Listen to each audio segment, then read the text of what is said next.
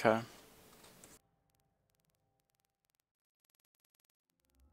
So, Tryndamere versus Akali. So, Akali is a champion, I talked about this earlier in the stream. Akali is a champion who fights over the course of 2 seconds or 8 seconds. So basically Q auto you, and then just do nothing for a while, which, you know, is supported by her Smoke Cloud gameplay, so that's pretty cool. Or she'll Q auto you and then wait 4 seconds, then Q auto you again, and you just kind of cry. If I'm afraid of Akali at all times in Tryndamere, I play into her playstyle. I allow her to do bad things to me, and I can fall over. Now, if Akali gets ahead of me, I don't get to really fight her toe-to-toe. She'll kind of destroy my face, but again, that's the kind of thing that's going to be going on. Now, the funny thing about fighting Akali, though, is my ult is not really good recourse against her. Because as soon as I ult, she'll smoke screen and hide. And if I hide under my turret to try to survive, it doesn't really matter so much for her.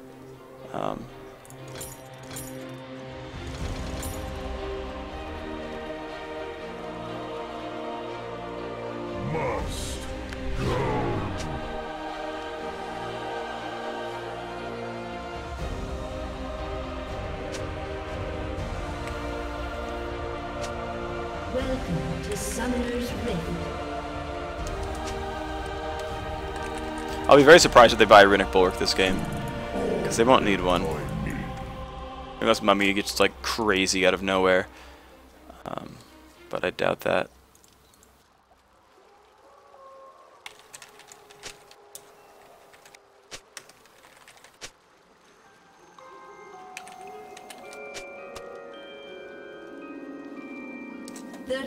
Alright, so I forget what I was talking about.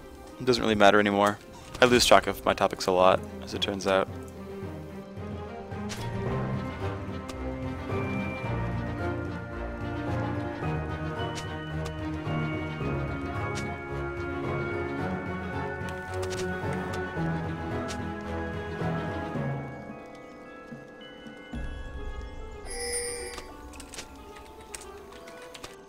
Minions have spawned.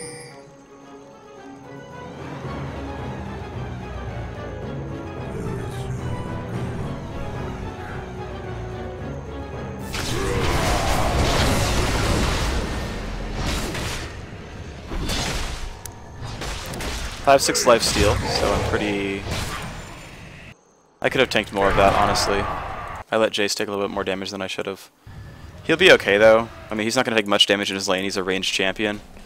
And Kayle won't be able to harass him a lot. Wow, she went boots 3? What? Alright, well, we'll see how that goes. Again, so my goal is actually to trade hard with Akali. The worst thing you can actually ever have happen to you is have her Q, wait, auto-Q, auto-U. Oh my god, will that wreck your face. If you let that happen, you are just in such bad shape.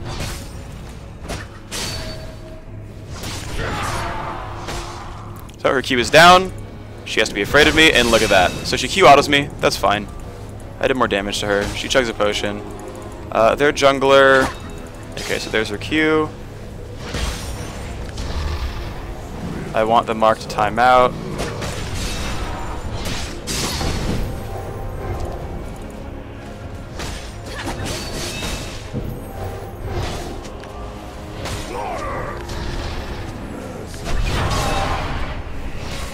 Wonderful.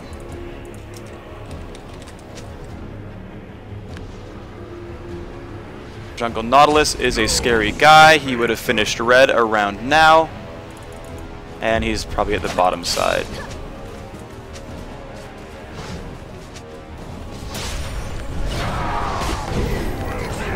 Chickener. I'm just going to push down to her turret, because there's no choice now anyway. Actually, if she hits me, she's going to take minion aggro, so I'm going to sit here and let her hit me if she wants to. Of course she's not, because she knows it's better than that.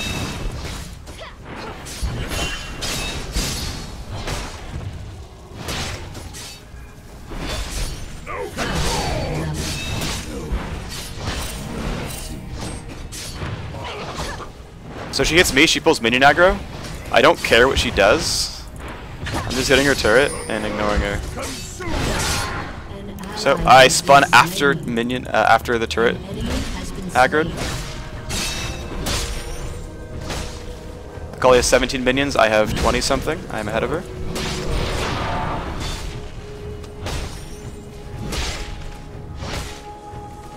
Missing a couple, but again, I'm going to go for the turret. As long as they don't get dunked by Nautilus, all is well. She's putting damage on her turret. She's last hitting successfully. Good for her.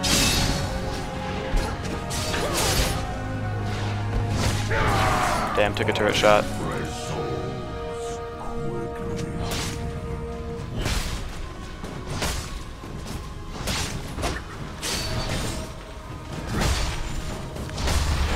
So I press Q right before last hitting. Hitting and as well as killing minions gives Fury. So if I'm actually worried about healing, doing it like that. An ally has been slain. Alright, there's still... This is actually a really good position for it. You can see she's actually missing out on last hits now because of that turret.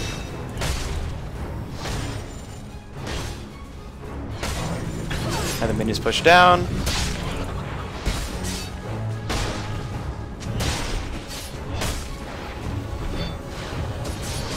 Missing a few minions, but I'm still ahead of her.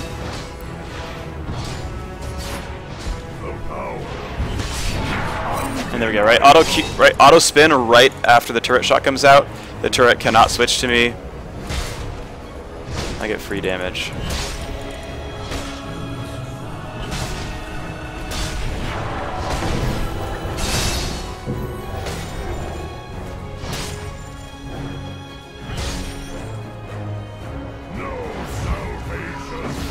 Oh, she lane swapped. How cute. Alright. Unfortunately, 3-1 is a little bit rough. No control.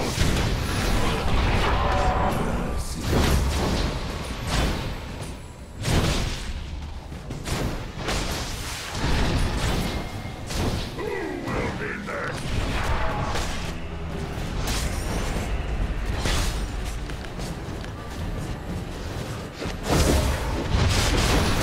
That was really hilarious. She just like didn't go on me. Yeah, I knew I was one minion from 6. Thing is, if she actually jumped me right there, I think her ranged form might have ended, which is why she didn't jump me. But I knew I was so close to 6 that I needed to jump into the minion wave, find the lowest health bar I could, and then just dominate her. So that worked.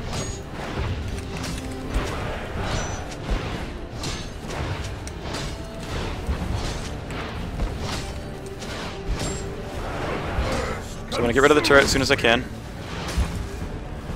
team has destroyed a turret. I have to be afraid of Nautilus soon, though.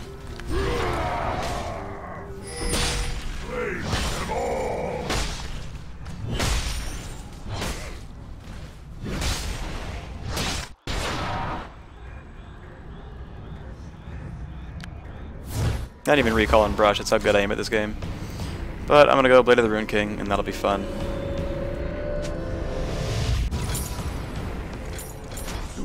All will join me.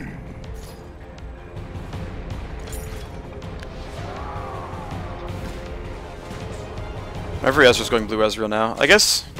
so it makes sense that every Ezreal goes blue Ezreal, because basically... Think about it this way, right? Like... Oh, I'm actually not sure. So here's the thing. Blue Ezreal is obviously a build, right? It's a certain style of AD carry. It brings a lot of kiting to the team. It's pretty powerful. It does cool things. Okay, well that's nice. You could also play an entirely different AD carry, and you could build him as a damage dealer, and he would do plenty of damage, and he'd be powerful, and that's fine. The question is basically, if you go damage Ezreal, is your damage high enough to contend with like damage Caitlyn? And I think yes. I think there's plenty of opportunity to go just damage Ezreal and be like, yeah, you know, I could go blue Ezreal or I could go damage Ezreal, and then, you know, still be useful. But people are using the build. It's certainly powerful, as we've seen. But yeah, you can make your decisions. And whatever, it's up to people to play how they want. Now, Kayle with blue is a little scary for me. She has good attack speed, she has good kiting. Oh, her range form being down gives me a big window, actually. I wasted the active, damn. Oh wait, yeah, she doesn't have cooldowns. I forgot. She has blue buff and a stinger.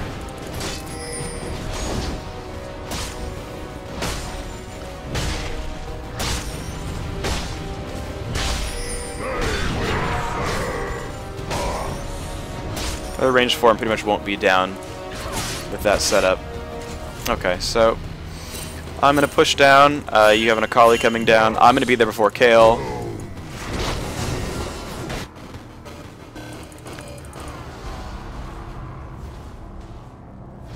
Kill one on the way, but I need to be here for the team fight.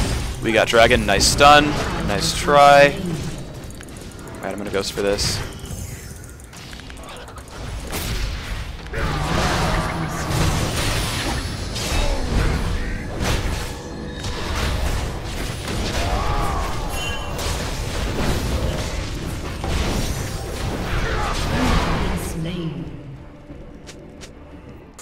We got Dragon, but we lost 3. That was pretty rough.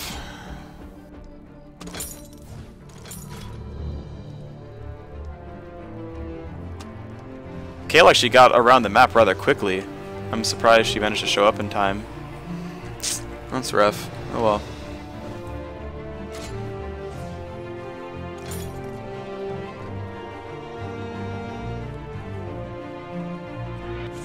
But I have good minion kills. I'm still a pretty scary guy. I'm just gonna keep making top lane mine. As long as I have good enough ward coverage to not die to ganks and get crushed there, we're gonna be in good shape. And once I have Blade of the Rune King active as well, I'll be able to start really doing things to this Kale.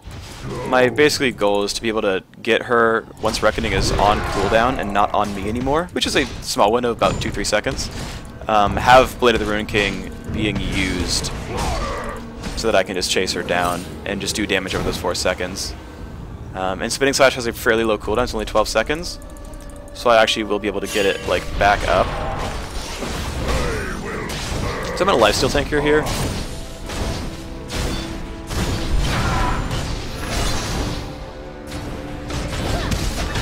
And that is an Akali.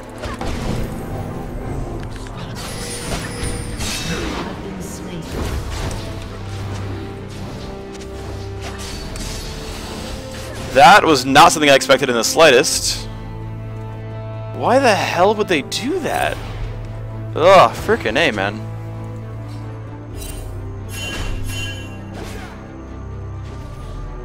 And the crappy thing is I don't get to put much influence in the map. Like, I mean, their whole team is... So, like, I ended up picking badly, I would say, because their whole team was going to work very well against me.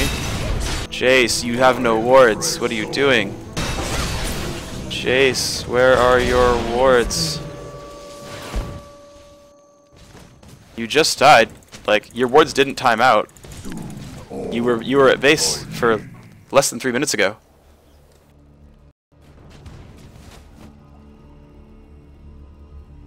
It's rough.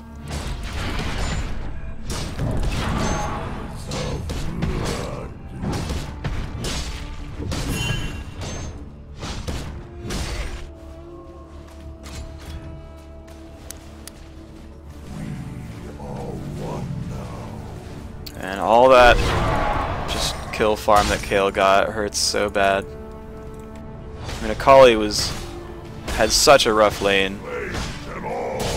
Right, like everyone who fought against me in lane 1v1 lost. But that was not a good team fight for us. Why are you still here?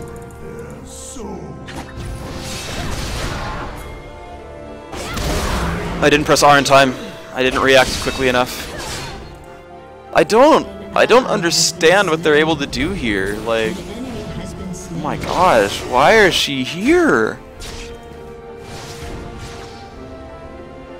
I don't understand. Like, I'm just confused.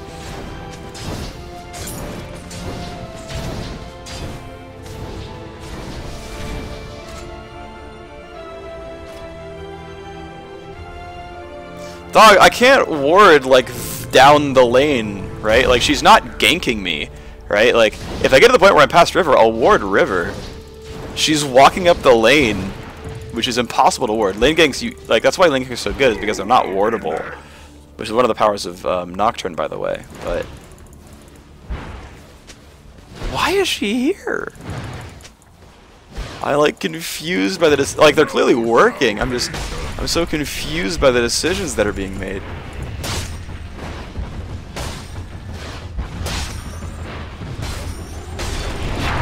I don't like credit, so that didn't matter, but thank you for the ward, mummy.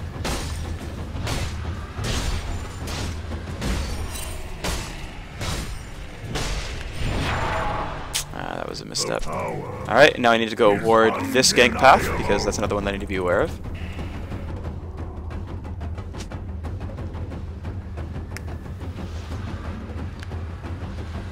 No salvation. Is she going Iceborne Gauntlet? Or is that Lichbane?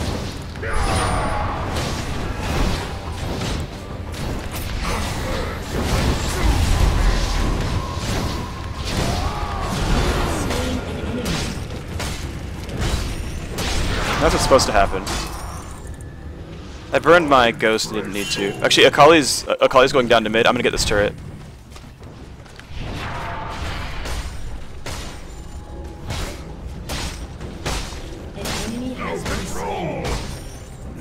Yep, they're all bottom. I get this turret.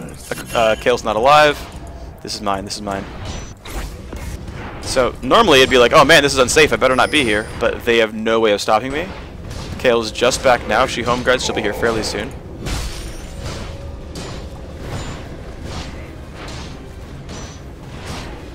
Shut down.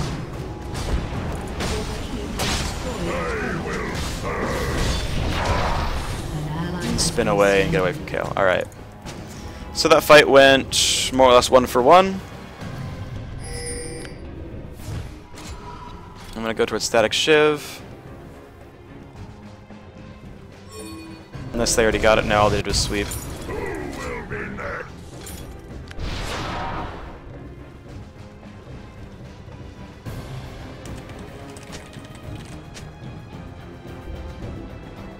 Alright. Zeal into Infinity Edge.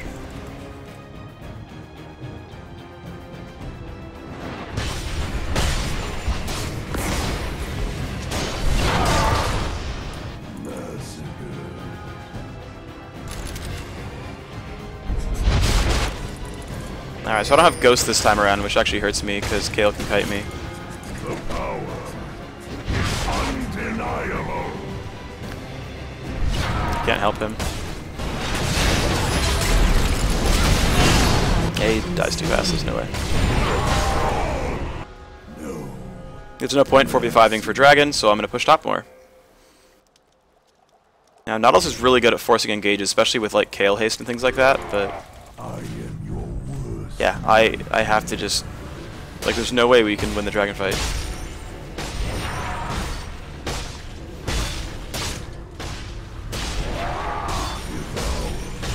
Max spinning / second is a lot of damage and much lower cooldowns. It's very, very valuable. Kale may have recalled. She could be here soon.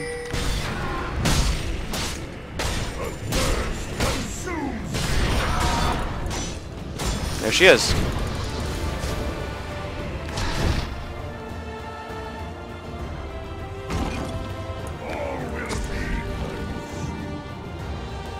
Now, Nautilus is very sticky. It's a little bit risky to be in Nautilus' jungle because Kale and Akali can easily collapse for him. I don't know if he saw me. I think there's a good chance he did. Yep, Akali's moving. He saw me. I could bait this, though.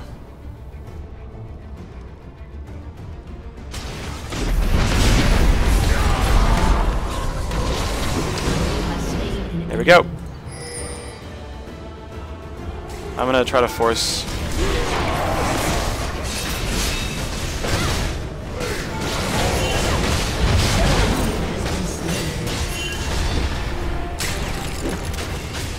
Yeah, but we'll win this fight, so let's do this. I have my summoners back, that's really good.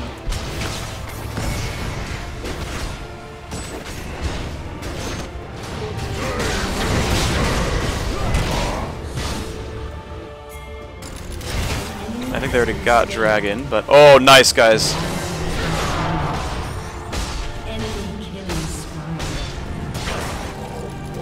I probably shouldn't have gone for that camp. I might end up like missing something important because of that.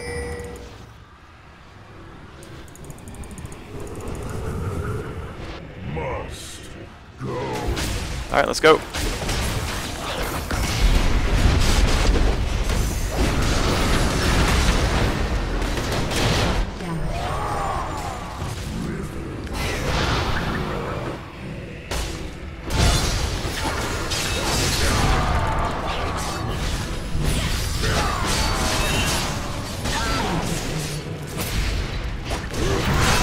Really good time Q by her.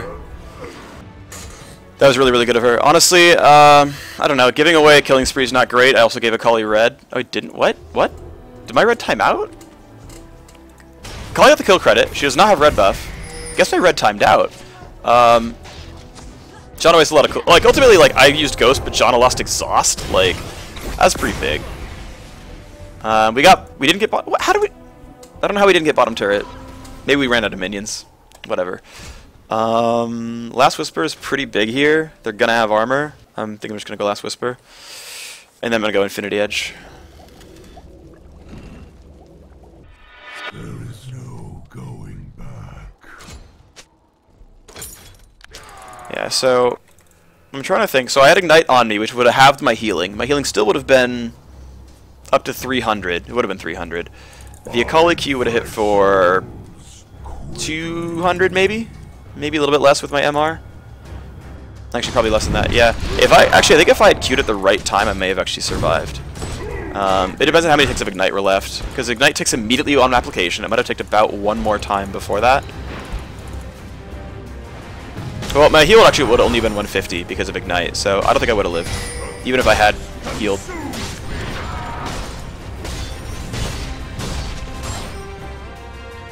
Oh, I didn't buy a ward because I bought Last Whisper. Okay, well we see Akali down there. Okay, good. We see all five. Is undeniable.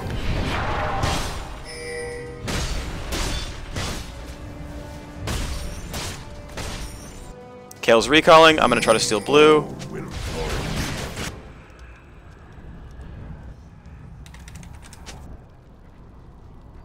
That's been taken as well.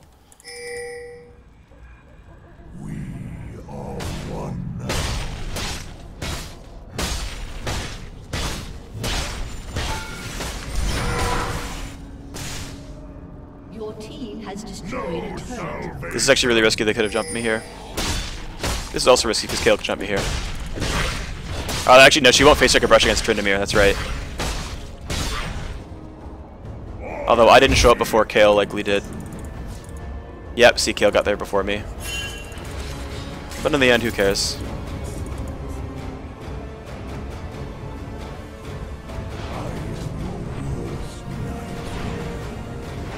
That's gonna die.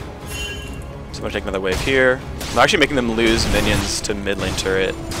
So this is actually working pretty well for us. Mumi, you're crazy though. I'm gonna take this turret down. Actually, this is risky for me. I'm out. An ally has been slain. An enemy Yeah, it's has been 45. slain. Good trade there. That's at least something.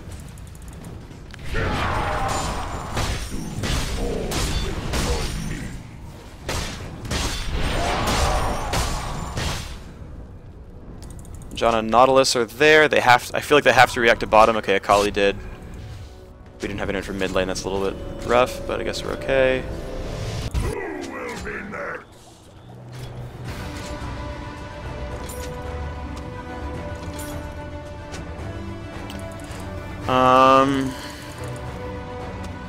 Must go.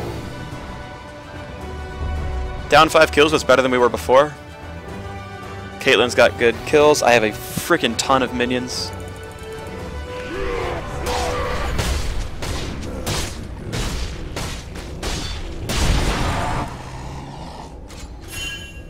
Oh god, we have no wards on Baron.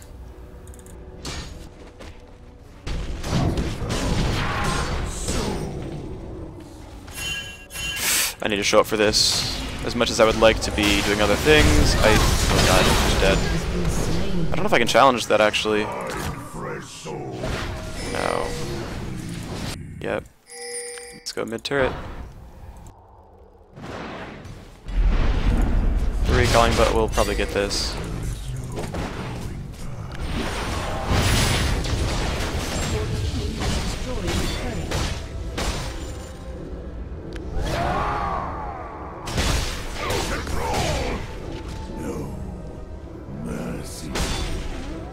Okay, that's just greedy of me.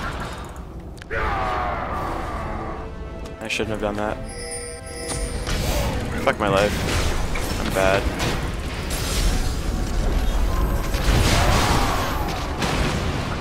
Pretty good disengage.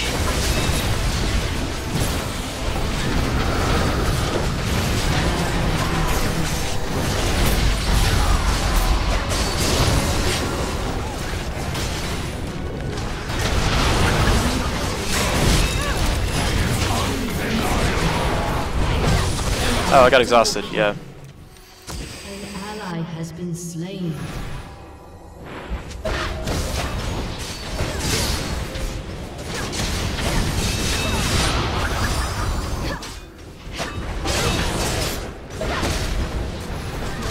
Has been destroyed.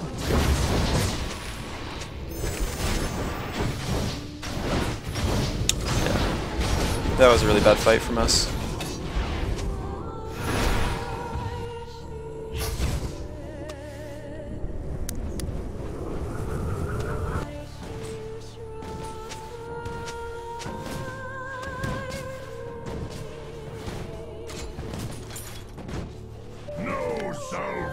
I can still duel anyone on their team pretty easily, but I'm not fighting well enough. I also didn't have to use my ult as it turned out, because I stopped taking damage when I ulted. Oh well. So we ended up missing a bunch of waves up there. Turret got hurt.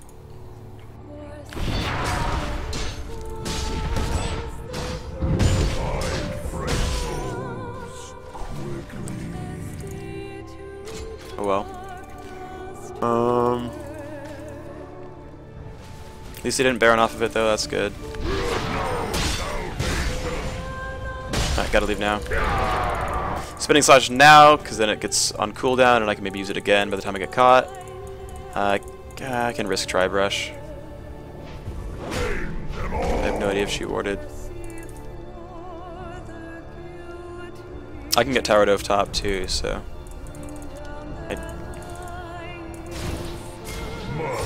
We could fight them here.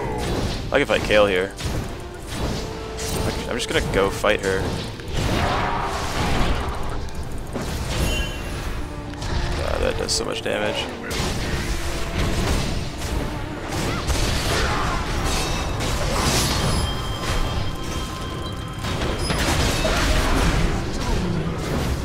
My own fault.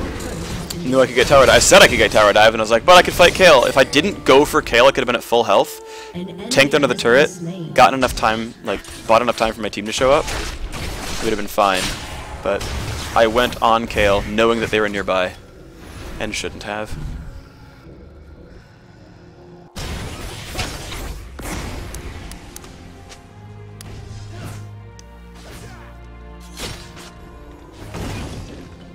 And yeah, I mean, you can see, like, Akali's going Ninja Tabby, like, they're just getting to buy a bunch of armor.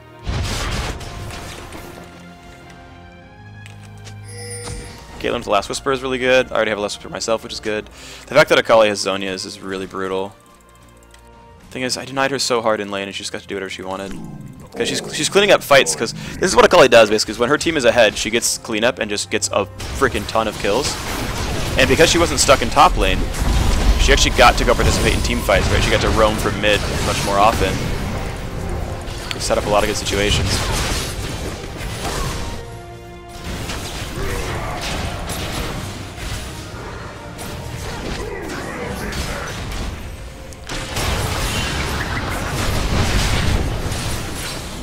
Really? Did we not just get a bunch of free damage on them and then not... Oh my god. We just can't do anything to them. Oh, Leona with ulti? That's harsh. Oh, okay, well, okay, whatever.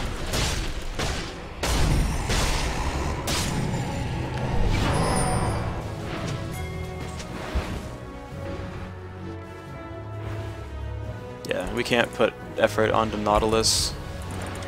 Not until I have an Infinity Edge can I deal with him.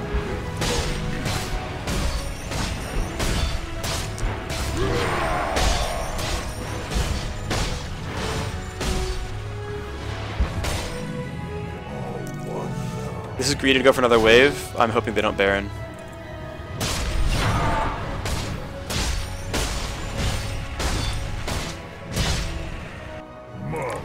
And she's sweeping it. I shouldn't be going through jungle. I can go through river. It's pretty safe. Alright. No Ezreal.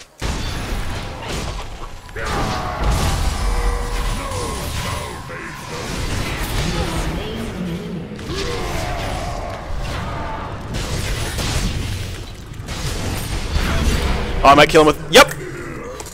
Double kill. Kayle ran into me. I'm glad I went river. I got a hitter from a blind spot. Killed her with Rune King active. Used haste. Nice cutting by Ez, but no Iceborne Gauntlet. GG. Risky without me.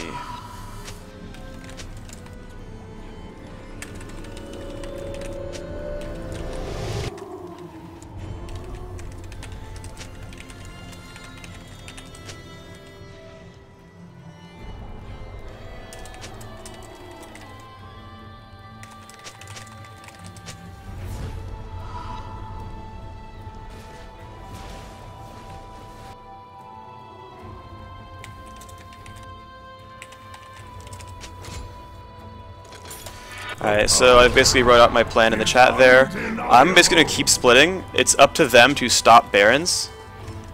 Okay, I'll be pulling 2 away at all times. You guys have to make sure we don't lose 5v4 before I kill base. So basically it's up to them to like push lanes in a numbers advantage because there's no way they can send any less than 2 people to stop me.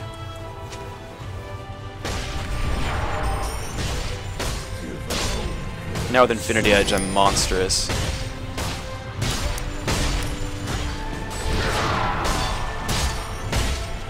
Alright, I still see Kayle and Akali. Oh my god, I see 4. They Baron, stop Baron, stop Baron.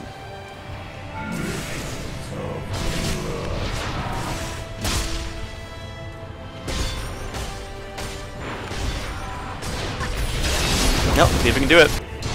This is the true test. How good is a movement smiting?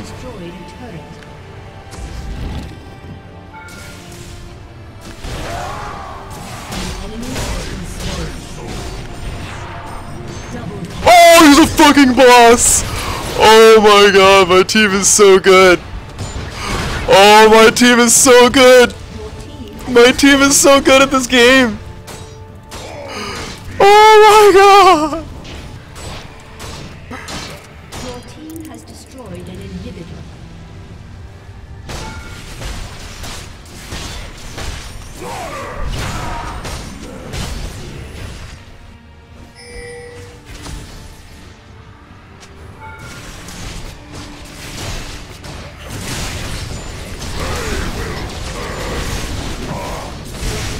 This hurts a bit, but...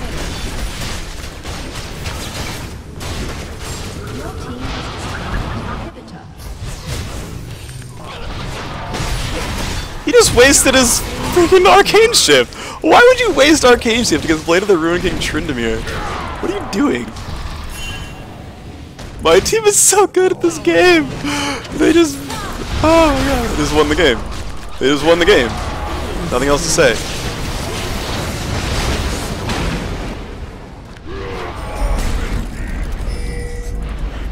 And Akali is super mad. Her score's cool though, it's 1, 2, 3, 4.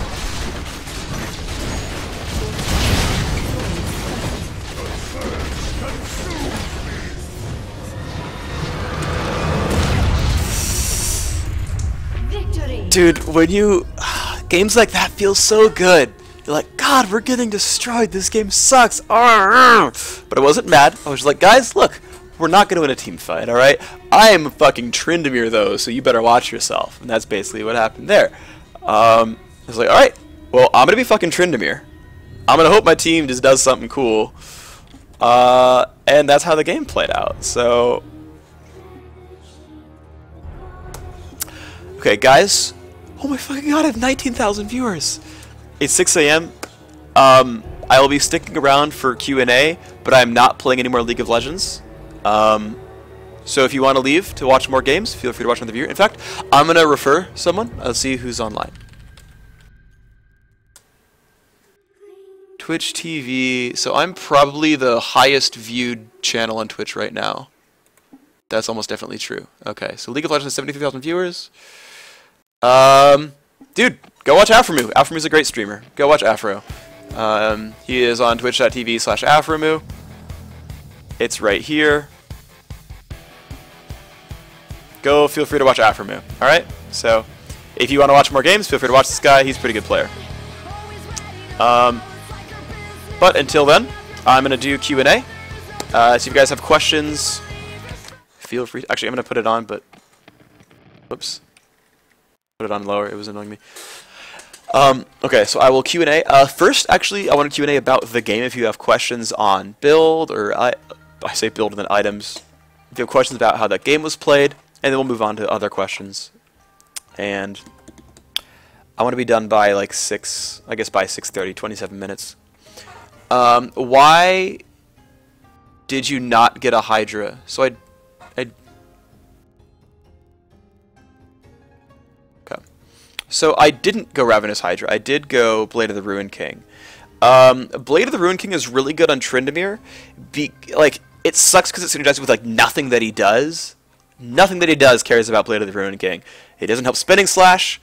I mean, attack speed is pretty good because so it's interesting because he does get free attack damage and free crit chance. So the last part of that equation is armor pen and attack speed. So you're like, oh, okay, yeah. But because he has a bunch of damage and a bunch of crit chance, you're buying something that scales off of neither Blade of the Ruin King, and it doesn't scale off of his Spinning Slash. It doesn't scale off of anything. But the reason you get Blade of the Ruin King is because it is the best dueling item in the game for people who don't have CC, or reliable CC, or whatever, right? So, like, I can Spinning Slash you and Mocking Shout, and if those happened, great. But as you saw from Kale, she would Q and haste and run backwards, and I was like, but... and then just cry a whole bunch. Or Ezreal would, you know, Iceborne Gauntlet me, or Arcane Shift, or whatever, and I'm just like... So Blade of the Ruin King says, fuck you, I am Tryndamere, my stats are so much higher than yours, as long as I buy this item, fuck you. And that's how that works. Also, I swore a whole lot there, I'm sorry. But that item is purely for the active. If I could buy a 1,000 gold item that just had the Ruin King active, I would go Zeal and buy a BF sword and then buy that active. Well, no, I probably wouldn't, but the point is, just because the rest of Blade of the Ruin King is actually decent, right? Like, you do get attack speed, you do get attack damage, you do get lifesteal. Those are all good stats. You're just paying... Actually, here's what you do with Blade of the Ruin King, by the way. So you buy a Vamp Scepter and a couple of daggers and a longsword, and then you pay 1,200 gold in recipes. You basically spent 1,200 gold for the active, because you're not getting a lot more out of that, right? Like, 2 daggers, well, I mean, I guess you are, technically, right? But, like, compared to other things, like, every item is gold efficient, and you're seeing this here, right? Like, I'm only buying 2 longswords, but I'm getting 25 attack damage. I'm only buying 2 daggers, but I am getting 40 attack speed. Like, clearly there's some gold efficiency here, but compared to what you get from, like, a Zeal in gold efficiency, or an Infinity Edge in gold efficiency, you're getting a lot... Oh, it's actually 30 more attack damage, not 25. Anyway, sorry. I'm basically paying for the active, and I want that active really badly. So that's what I'm doing with Blade of the Ruin King. And then my build, so I'm going to just go through the build so I can just get those questions out of the way, right? I went Blade of the Ruin King and a Berserker's Greaves. Now, because Ruin King has a 1,000 gold upgrade cost, I sat there without anything for a while, and so I was like, well, I'll just finish Zerk Greaves, because screw it, I want 20 more move speed, I want the extra 8 attack speed from the upgrade, like, why not? And it's worth getting Zerk Greaves. It's a really, really good item for Tryndamere. He wants both move and attack speed a lot. Give him those things. And so I was like, yeah, I'm going to go do those things. Then I found them good my Blade of the Ruin King, and then as you saw when I had Blade of the Ruin King, I started killing people, and that was great. Then I went for a Zeal, because one thing that Tryndamere really wants is crit chance, because once you get more than 50% crit chance, you start critting a lot, shockingly, and you get more Spinning Slashes, and that's actually really big, because that is how you chase people and how you wave clear. Also, it has 5% movement speed. That is another very, very important statistic. I now run faster than anyone without crowd control. I run faster than anyone on their team unless someone gets CC'd. And that is very, very important, because it mandates that it basically means I can walk at you. I can walk at Kale. She will reckoning me. I will be like, that's nice. Spinning Slash, Mocking Shout. Oh no, I'm dying. Blade of the Ruin King and you're dead. And that's what I got to do. And then I was like, oh, by the way, they're all gonna build armor. So I was like, Last Whisper, I need it so badly, right? Last Whisper needs to be your third item at all times. If you are a physical damage dealer, it must be your third item. Whether that's Blade of the Ruined King Zeal, or Infinity Edge Phantom Dancer, or Bloodthirst or Static Shiv, your third item is Last Whisper. It needs to be. Now, if you're super behind in items, then you're kind of SOL because your Last Whisper is super late, but it needs to be your third item. It just needs to be. You have to buy that item. And then I was like, well, guys, I'm Tryndamere. I really want to kill things. Now, me getting from Zeal to Phantom Dancer, right, is an upgrade, but it's not huge. So Zeal, right, going from Zeal to Phantom Dancer takes 400 gold from Dagger, 730 from... basically, here, Phantom Dancer costs 2,800 and Zeal costs 1,200. So it's basically about 1,600 gold to upgrade a Phantom Dancer. For 1,600 gold, right, I'm going from 1810.5 to... Where's the Phantom Dancer? I know it's here somewhere. Oh, yeah. To 50.35. So I'm getting 32 attack speed and 20 crit chance. Now, that's pretty good, right? That's pretty good. But I could spend that same gold and go half of the way to Infinity Edge, which is freaking massive. Because here's the thing, right? I have 35 crit chance for free from my passive.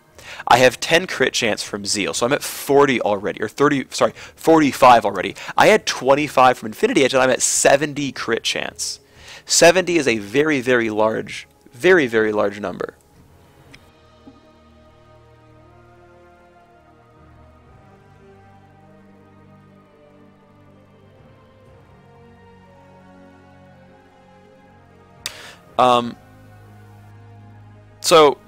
You get such a huge power boost by getting an Infinity Edge.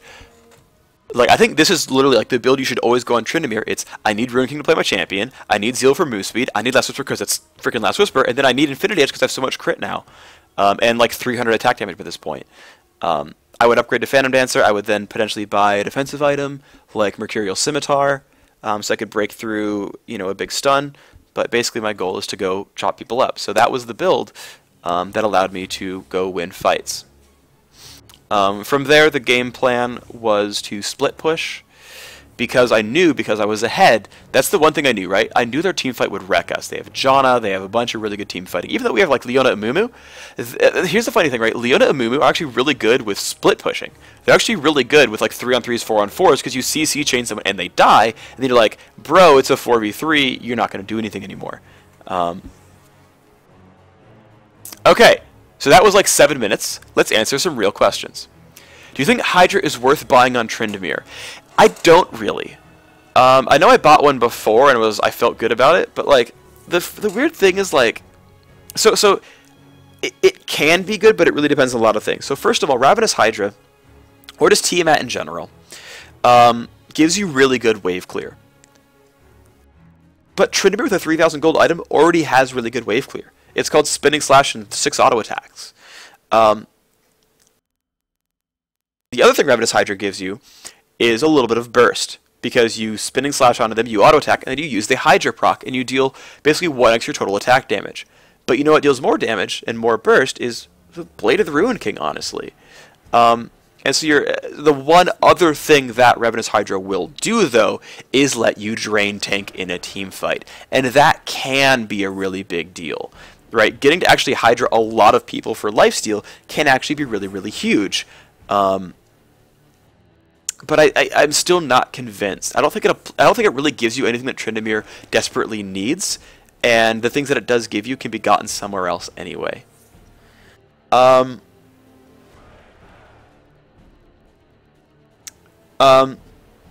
asked, Phreak, when should I build Tear of the Goddess, and when should I build Chalice of Harmony on Lux and Orianna? I don't know really. I'm not a great mid lane player. I'm confident on any AD carry itemization, and Tryndamere to an extent also is an AD carry. I actually play a lot of Tryndamere and Master Yi, and I've tried a lot of different builds, but basically, if you're trying to be... Alright, so Tier versus Chalice. Here's my understanding, and I could be wrong. When you are fighting an AD mid, it costs so much to go from Chalice to Athene's Unholy Grail, and none of those stats help you fight the AD mid, because by the time you finish Athene's, it's like 3,000 gold, and you now have like 60 ability power and some CDR, and infinite mana, which is nice. But for a much cheaper price, you could go tier, Seeker's Arm Guard, and go towards Morellonomicon. If you are against an AD mid, you can go tier Seeker's Morellonomicon. Now, tier Seeker's Morellonomicon costs about 4,000-ish gold. Seeker's is like 1,100. Morellonomicon's like 2,400, and tier is 700. So that costs obviously more than Archangel's does, or sorry, more than Athene's Unholy Grail. But you got a lot of cheap pieces along the way. You got more ability power. You got some armor. The only thing you didn't get was that mana on assist reset, which is pretty powerful, to be fair. But you are now set to go towards Zonias, you are set to go towards Archangels, and you are set to just be an awesome champion in general. And that's been my rule of thumb, is, oh, I'm fighting AD mid, I'm fighting physical mid, I will go tier Seekers Morellonomicon. And that way I have the mana from tier, I have the durability from Seekers, I have AP from Seekers, which is okay, and then Morellonomicon will give me 20 CDR. It has some mana regen, combined with tier that's close to what Chalice gives me, Athene's gives me, I'm okay. And now if I'm against a magic damage mid, then I can just go Athene's. I can build a Chalice, oh, it gives me MR, I'm not going to get bursted, that's nice. I can build up towards Athene's, everything's fine. Question is, building pure AD on Lee Sin mid lane efficient? It's actually very effective. Now, Lee Sin mid is a champion that's like Talon. If you sit there and just farm, it's actually very akin to Pantheon as well.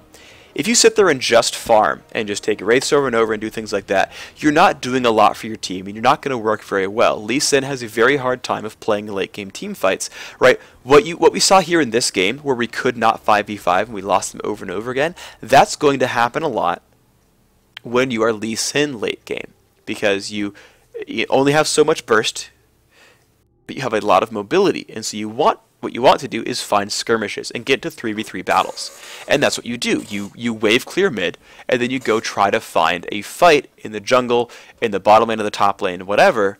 But you need to go and get ganks and be a freaking menace. You want to be a part-time jungler as mid lane Lee Sin. And again, you probably want to build attack damage, because if you're just building tanky on Lee Sin, you could have been a different champion.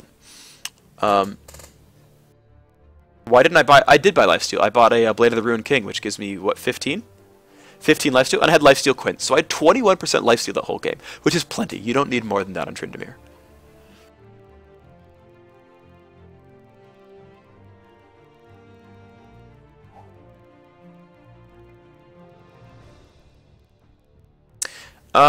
So playing with someone... So someone asks, Phreak, I have a ranked 5s team, and our jungler is my friend in real life, but is also a rager. What do I do about this? Generally speaking, like, if you're friends with someone in real life, you should be able to go talk to them. Like, man up and go talk to people, right? If someone is doing something that bothers you or whatever, you know, in this case, I have a bunch of apartment mates, and if I haven't taken out the trash or done my dishes, people will be like, hey, Phreak, do your freaking dishes. They're starting to, you know, get moldy or whatever. You should do your freaking dishes. And be like, oh, you're right, my bad, right? And because I would like to think a respectable human being and respectful to other people and, you know, somewhat considerate, if someone says, hey, you're doing this thing, you should not do it, I'm like, oh, my bad, right? So if he's actually your friend in real life, be like, dude, look, it's hard to play with you because you're raging at us all the time. Like, we're supposed to be friends. Don't be a dick. He's either not your friend or he'll fix it. Like, so that's what you should be doing. Who's a good counter to Kog'Maw, and is that champion a good AD carry? Kog'Maw is a very good AD carry. He scales incredibly well. He has an okay laning phase. He does a lot of cool things in team fights. He has the highest single target damage of probably anyone, more than Vayne, if he's allowed to just sit there and hit people.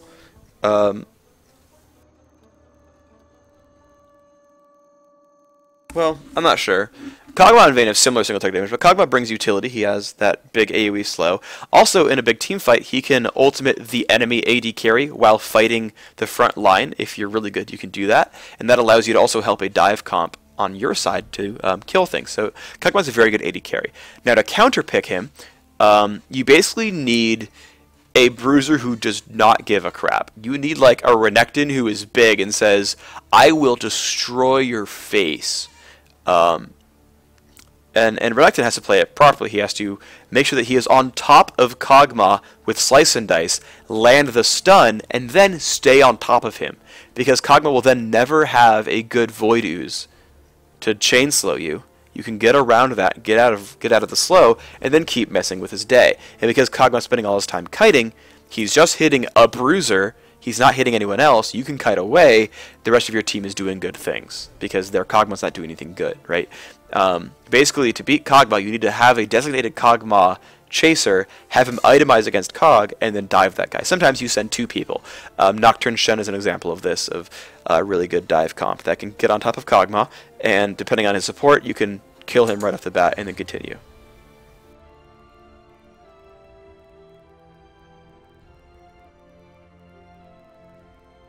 What do you think about melee AD carries? Why can or cannot they work? I think melee AD carries can work. We saw Zion Spartan bring it out against Curse in the playoffs? If that's right, I think that happened. It was either playoffs or it was, that was game 1 of playoffs, I'm pretty sure. Against Jace of all champions, right? Like, he had to fight Voyboy and won. Tryndamere seems pretty good. So, you know, like, Tryndamere, right? Guys like Tryndamere, and Master Yi to an extent as well, are very, very good duelists. They have so much base damage on their kit that they get to go things like Blade of the Rune and King Zeal, which, I mean, they work on guys like Vayne as well, but, like, they are, I'm gonna frickin' chase you, dog, items that make you win a duel 1v1 and require someone else to show up. Now, compare this to like someone like Bruiser Needly from the Season 2 finals, right? Bruiser Needly wins 1v1s, is a split pusher, makes you react to her, is a powerful champion. Transitions into team fights, is less powerful during team fights, but does contribute in some form. I think that's very akin to what Tryndamere does, but Tryndamere does one other thing very, very well. He is very, very good at stealing the jungle. He's very good at picking up kills in like these 2v3s and whatever, and he will just destroy a team fight if you screw up.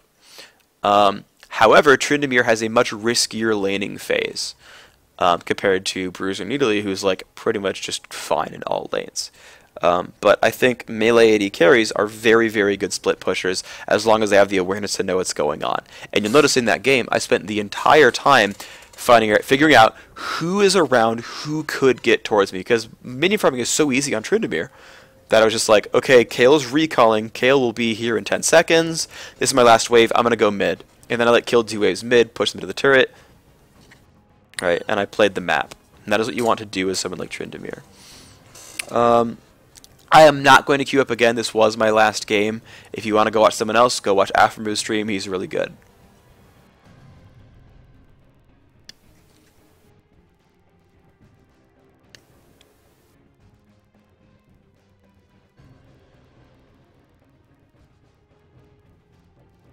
I usually rush Static Shiv for the increased trading power. What is your opinion on Static Shiv? Static Shiv is a pretty good item. I don't like it first, so I think it works first on certain champions. I've actually seen it as the first item on guys like Tryndamere, actually. Because you'll run in there, spinning slash, hit them, you'll do like 400 damage to that guy. You have so much crit chance, there's a good chance you'll actually crit the lightning as well, which is even more burst, and you've probably wave cleared while that all happened because the lightning is spinning slash. That can be very powerful. And at 6% move speed and all that kind of good stuff happens, and it can be very good. But in general, you're buying this item that doesn't give you any attack damage for a while, and that's a pretty big risk, right? You don't get any lifesteal, you don't get any attack damage, you get some trades, but like if you static Shiv me and I hit you back with a BF sword, you didn't really win that trade very much, because now I'm going to go lifesteal my health back because I have 1.5 times your attack damage, and I'm doing fine here. And then I'm about to have Infinity Edge, and you're starting to, you know, get a new item. I don't really like Rush Static Shiv. It can work again if you have a lot of free attack damage, like your Master Yi or Tryndamere. It can work, but it's okay. How do you counter Kha'zix? Please answer. So Kha'zix does two things. He pokes really hard. Well, he pokes reasonably hard, and he dominates team fights off of resets. If you are able to deny all of the early damage of a team fight with champions like Janna and Lulu, or you have really good counter engage on single targets such as Sona and Lulu, because you can just crescendo or hex and go all out, you can stop Kha'zix. But if you allow them to like run in with Vladimir Karthus, deal a whole bunch of damage, and then here comes Kha'zix and you're out no health, he's going to get resets and destroy your team if you didn't heal or counter engage anything. And that can be very rough to deal with.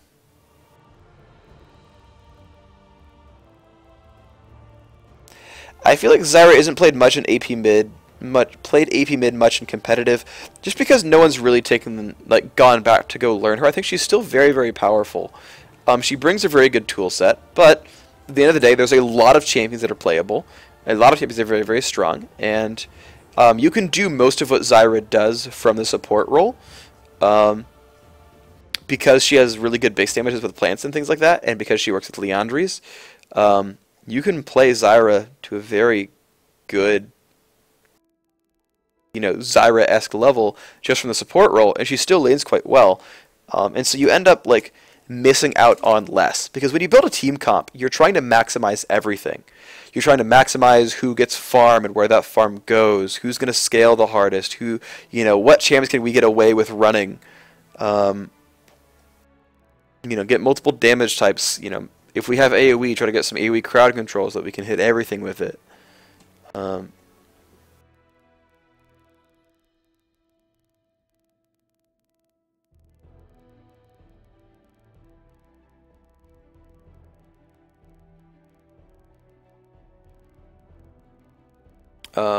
And so when you have something like Zyra, you can get most of Zyra from the support role. You're pretty much good to go.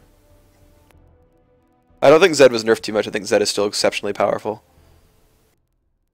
Do I think a silence item would be good? I don't know. It's not something I've thought about. It's an interesting idea, but at the same time, I guess it kind of feels bad to be like, I'm Nunu, fuck you, Nunu. I have a silence item. And it feels pretty bad, right? Like, that said, I'm not sure, right? So like something like Quicksilver Sash, you get it, and I mean, maybe Malzahar and Urgot feel bad, and they probably do, but at least Quicksilver Sash is, like, out of the way somewhat, and so it's... You don't get it early on, right? It's usually an awkward build path. Most people don't really want just MR in a slot, but I don't really know. I just don't know.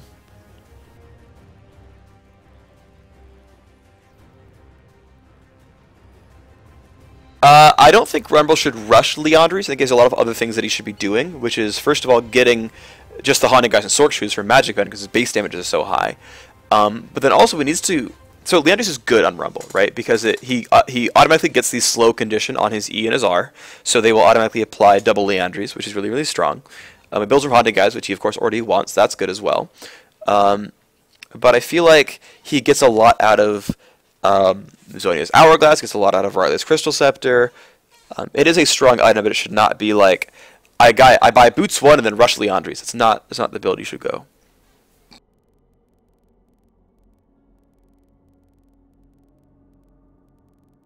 Phreak, I play a lot of Orianna. This is the last question, by the way. Phreak, I play a lot of Orianna. I farm pretty well. And I have learned the mechanics kind of decent, but I have a really tough time positioning myself either 1v1 or in team fights. Could you give me some tips on how I should position in order to not get rolled? So in a 1v1, your auto attacks are incredibly powerful. And basically, you should be I mean, you want to like move in between attacks just as standard kiting potential, but you want to auto attack a lot and just like hit the buttons on the guy, right? You like hit all your buttons, auto attack your opponent, and just hit him.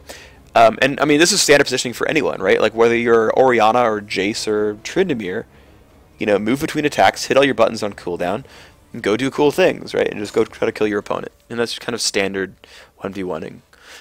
In a team fight, though, you want to be very aware of when you're allowed to auto-attack. Auto-attack becomes a risky thing in team fights. First of all, Orianna is not a hard engage unless she has caught someone, but she is not the main initiator. She's not going to go QR and like start a team fight. That is not your role. Kennan's not going to do that. Orianna's not going to do that. Flash Janna's not going to do that. That is not what you do. You are not the initiator here. You are going to save that shockwave for an opportune time in the middle of the team fight. So keep that in mind. You are not the first one to go in when you are Orianna.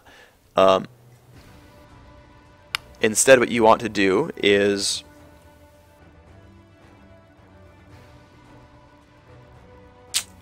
you know, look for the openings in the middle of the fight.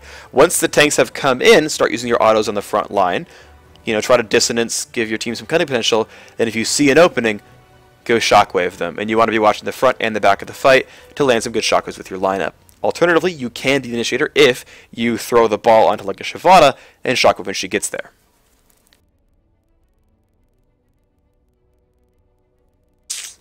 And that's going to be it for me, guys. Thank you very much for tuning in. Y'all were great viewers, but it is time for me to go to bed and all that. So good night, everyone. Thanks for watching, and peace. I'm a crocodile.